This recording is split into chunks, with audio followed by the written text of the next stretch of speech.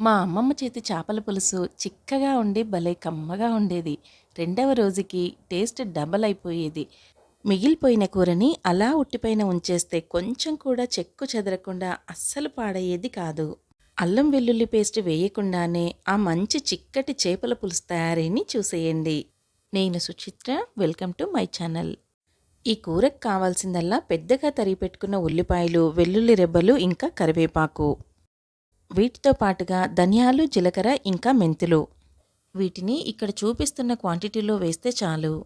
చాలా తక్కువ క్వాంటిటీలో చెక్క, ఇలాచి, లవంగాలు ఇంకా షాజీరా. పులుపు కోసం చింతపండుతో పాటుగా ఒకే ఒక్క టమాటాని తీసుకోవాలి. ఇక్కడ నేను 2 కేజీల చేపలతో కూర వండుతున్నాను. దానికి 50 గ్రాముల చింతపండుని ఈ విధంగా నానబెట్టి ఉంచుకోవాలి. మంట పూర్తిగా తగ్గించేసి స్టవ్ పైన ఇనప్పెన్నం పెట్టుకొని ఈ విధంగా ధనియాలు, జీలకర్ర, మెంతులని లైట్గా వేయించుకోవాలి. 2 కేజీల చేపలకి మెంతులు 1/2 టీ స్పూన్ మోతాదులో వేస్తే సరిపోతాయి. ఎక్కువగా వేస్తే కూర చేదైపోతుంది. చివర్లో గరం మసాలా ఐటమ్స్ని కూడా వేసి లైట్గా వేయించి తీసేయండి. అప్పట్లో మా అమ్మమ్మ వాళ్ళు ఉల్లిపాయల్ని నిప్పుల్లో వేసి కాల్చేవారు. ఇప్పుడు నాకు ఈ ఇనప్పెన్నం పైన ఈ విధంగా వేయించుకుంటే కూడా సేమ్ అదే ఫ్లేవర్ వస్తుంది.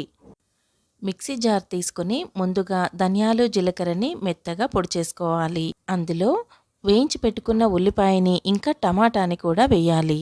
మొత్తం కూరకు కావాల్సిన గ్రేవీని అంతా కూడా మనం మిక్సీ జార్లోనే ప్రిపేర్ చేయాలి. చింతపండుని మెత్తగా పిసుక్కున్న తర్వాత ఈ విధంగా తీసేసుకుంటే చెత్తంతా వెళ్ళిపోయి చిక్కటి గ్రేవీ బయటకు వస్తుంది. చింతపండు రసాన్ని ఈ విధంగా తీసి పెట్టుకున్న తర్వాత టేస్ట్కి సరిపడా ఉప్పు, కారం ఇంకా పసుపుని వేసుకోవాలి. దాదాపుగా 15 వెల్లుల్లి రెబ్బల్ని కూడా మిక్సీ జార్లోనే వేసుకొని కొంచెం కొంచెంగా చింతపండు గుజ్జును వేస్తూ మెత్తగా గ్రైండ్ చేసుకోవాలి. ఒకేసారి ఎక్కువ రసం వేయకుండా ఇలా కొంచెం కొంచెంగా వేసుకుంటే చిక్కగా తయారవుతుంది గ్రేవీ. చేపల కూరకి లోతుగా ఉండి కాస్త వెడల్పుగా ఉండేటటువంటి ఇలాంటి గిన్నె పెట్టుకుంటే కూర చేసుకోవడానికి చాలా సౌకర్యంగా ఉంటుంది. చేపల పులుసులో కాస్త నూనె ఎక్కువగా వేస్తేనే చాలా బాగుంటుంది కూర. నూనె వేడెక్కిన తర్వాత ఎండుమిరపకాయలు, తాలింపు గింజలతో పాటుగా కరివేపాకు ఇంకా నిలువుగా ఘాటు పెట్టుకున్నటువంటి పచ్చిమిరపకాయల్ని కూడా వేసి ఈ విధంగా వేయించుకోవాలి.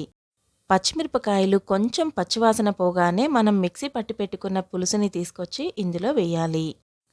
అడుగంటకుండా కొంచెం వాటర్ వేసి ఈ విధంగా బాగా కలిపి మూత పెట్టి ఉడికించండి. చేపల కూరకి ఇలా వెడల్పుగా ఉండే గిన్నెలైతే కూర వండడానికి చాలా వీలుగా ఉంటుంది. ఈ విధంగా నూనె తేలేంత వరకు దాదాపుగా 10 నుండి 15 నిమిషాల సేపు ఉడికించాలి.